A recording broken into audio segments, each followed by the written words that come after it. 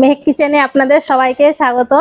আগেকার দিনে দাদি নানিরা যেভাবে সরষে ইলিশ খুব কম মশলাতে ছোট ইলিশ রান্না করতো, কিন্তু খেতে মনে হতো যে বড় ইলিশ।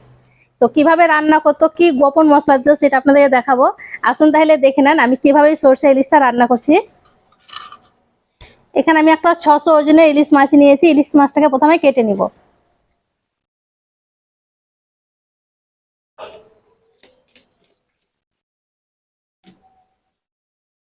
সবাই তো আর বড় ইলিশ কিনতে পারে না, তো এইভাবে রান্না করে দেখবেন, ছোট ইলিশটা বড় মাছের মতোই স্বাদ লাগবে।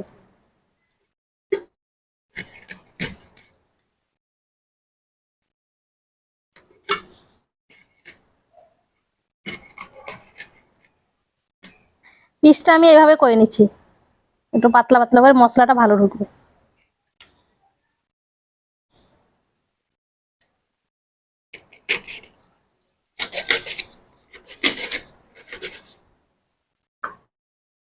এবার ভালো করে ধুয়ে পরিষ্কার করে নেব।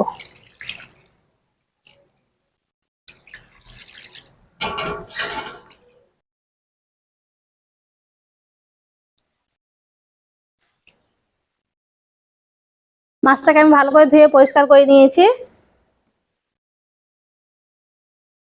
এবার আমি মাছের মধ্যে দিয়ে দিচ্ছি কিছু লবণ, স্বাদ মতো একটু লবণ দিয়ে দিলাম।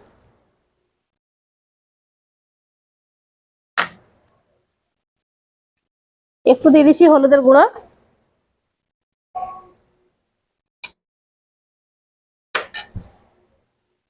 আর একটু দিয়ে দিচ্ছি সরিষার তেল। হলুদ আর লবণটা মাছের মধ্যে ভালো করে লাগিয়ে নিচ্ছি। মাছে আমি লবণ আর হলুদটা ভালো করে মাখিয়ে রেখে দিলাম।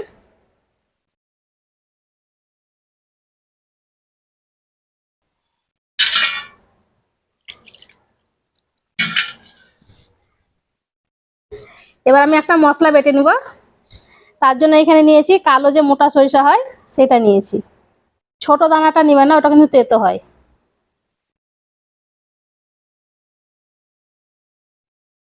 তার সাথে দিয়ে দিচ্ছি 1 চামচ হলুদ সরিষা,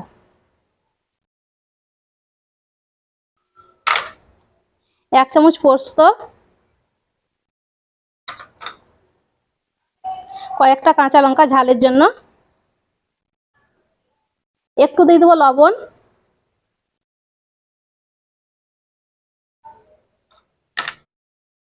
আর 1 চামচ মতন দিয়ে দিয়েছি সরিষার তেল। এইভাবে সরিষাটা বেটে দেখবেন, একটুও তিতো ভাব লাগবে না। অল্প অল্প পানি দিয়ে আমি সরিষাটা বেটে নিচ্ছি শিলপাটাতে। আপনারা চাইলে মিক্সিতেও বেটে নিতে পারে, একদম মিহি করে বেটে নিতে হবে।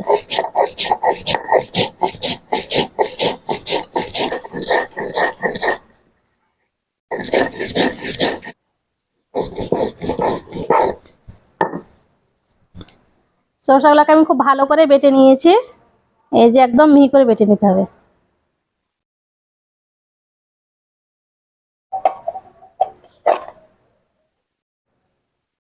বাটা হয়ে গেছে। অনেকেই আছে যে সরষা যদি দানাটা মুখে পড়ে তাহলে কিন্তু ভালোবাসে না, আবার কালো কালো খোসাগুলো থাকলেও দেখতে ভালো লাগে না। তার জন্য আমি এটাকে ভালো করে ছেঁকে নেবো। একটু পানি দিয়ে পাতলা করে নিচ্ছি, তাহলে ছাঁকতে সুবিধা হবে।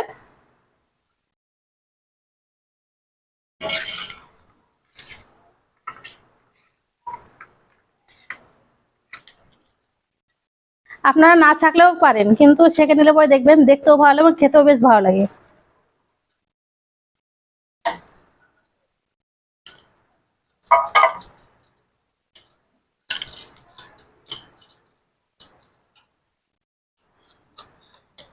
সরষাটাকে আমি ভালো করে ছেঁকে নিয়েছি। আর এই যে দেখেন সরষা থেকে খোসাটা বের হয়েছে। এই যে এই যে দেখেন কত সুন্দর একদম স্মুথ বের হয়েছে। সবকিছু রেডি করে নিয়েছি, এবার রান্না করে নেবো। আর ইলিশ মাছ রান্না করতে খুব বেশি টাইম লাগে না। এবার আমি চুলোতে কড়াইটা বসিয়ে দিলাম। কড়াই দিয়ে দিচ্ছি সরিষার তেল। আর যখনই ইলিশ মাছ রান্না করবেন সরিষার তেলেই রান্না করবেন, সরিষার তেলে মানে স্বাদ বেশি হয়। সরষে ইলিশ তো অনেক রকমের ভাবে রান্না করা যায়, একবার এইভাবে রান্না করে দেখবেন, খেতে খুবই ভালো লাগে। তেলটা ভালো মতন গরম হয়ে গেছে। আর এখানে আমি সরিষার তেল 50 গ্রাম দিয়েছি। 600 গ্রাম মাছ ছিল, কিন্তু বাছতে ধুতে 500 গ্রাম হয়েছে আমার। 500 গ্রাম মাছের জন্য আমি 50 গ্রাম নিয়েছি। আপনার যদি 1 কিলো নেন তাহলে 100 গ্রাম তেল দেবেন। এবার দিয়ে দিচ্ছি হাফ চামচ হলুদ। হলুদ দিয়ে আমি 2 মিনিট রেখে ভালো করে ভেজে নিচ্ছি। আর হালকা আছে ভেজে নিতে হবে, হলুদের একটা কাঁচা ভাব থাকে সেটা যাতে চলে যায়।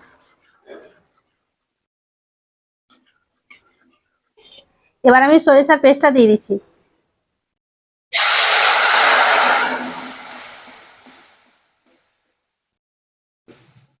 এখানে আর কোনো কিছুই মশলা লাগবে না, এই মশলাতেই হয়ে যাবে। এটাকে আমি কিছুক্ষণ ভালো করে নেড়ে নেড়ে কষে নিচ্ছি হালকা আছে।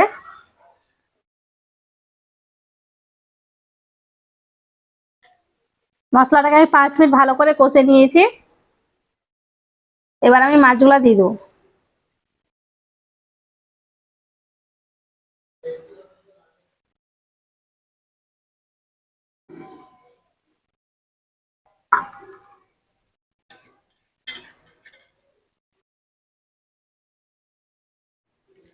এখন থেকে দেখেন কত সুন্দর কালার এসছে।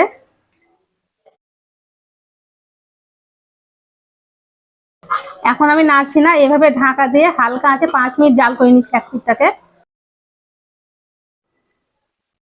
5 মিনিট আমি জাল করে নিয়েছি।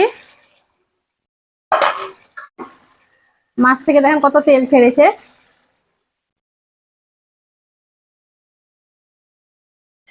হালকা করে এইভাবে উল্টে দিতে হবে।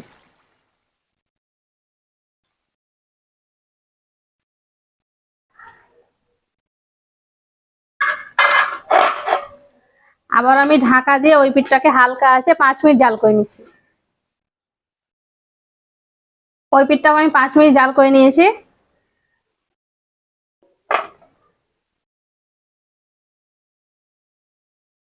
এবার আমি অল্প একটু পানি দিয়ে দেবো।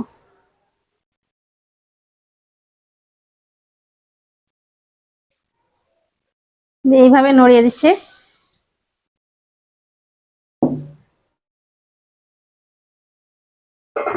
ঢাকা দিয়ে আরো 5 মিনিট জাল করে নিচ্ছি। 5 মিনিট আমি ভালো করে জাল করে নিয়েছি।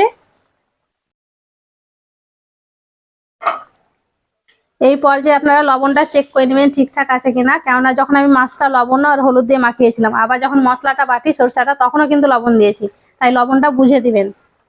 আমার একটু লবণ কম আছে, তার জন্য এখানে লবণ দিয়ে দিচ্ছি একটু।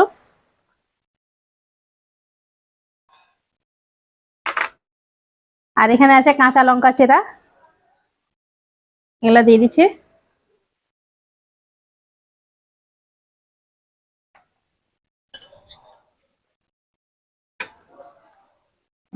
একবার এইভাবে নেড়ে দেবো।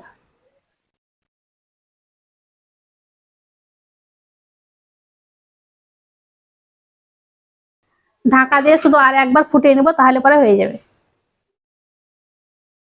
আর একবার আমি ভালো করে ফুটিয়ে নিয়েছি। এই যে দেখেন, আর ঝোলটা এরকমই থাকবে। মাছ রান্না হয়ে গেছে, এবার আমি নামিয়ে নিচ্ছি।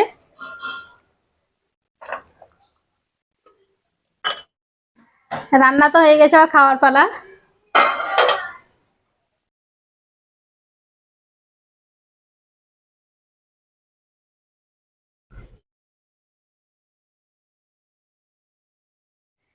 এবার দেখেন সরষে ইলিশ রান্নাটা কত সুন্দর হয়েছে, আর কালারটাও দেখেন কত সুন্দর।